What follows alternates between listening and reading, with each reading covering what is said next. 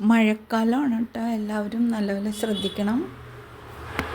യാത്ര ചെയ്യുമ്പോഴേക്കും ഗട്ടറൊന്നും അറിയില്ല, ചിലപ്പോൾ വെള്ളമൊക്കെ മൂടിക്കിടക്കുകയായിരിക്കും. അതുപോലെ തന്നെ കാനകളുടെ സ്ലാബെല്ലാം ഇളകിയിരിപ്പുണ്ടാവും, മരം മറിഞ്ഞ് വീണ് കിടപ്പുണ്ടാവും, ലൈനുകൾ വീണ് കിടപ്പുണ്ടാവും, ഇലക്ട്രിസിറ്റി കറണ്ട് പാസ് ചെയ്യും. അപ്പോൾ എല്ലാവരും വളരെയധികം ശ്രദ്ധിച്ച് വേണം യാത്ര ചെയ്യാനായിട്ട്.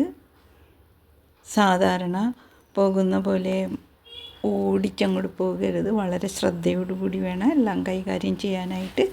ചിലപ്പോൾ അതുപോലെ തന്നെ ഇലക്ട്രിക് ഉപകരണങ്ങൾ, ഈ മോട്ടറെല്ലാം ഓൺ ചെയ്യാൻ നേരത്ത് ഷോക്കുണ്ടോ എന്ന് നോക്കണം കേട്ടോ.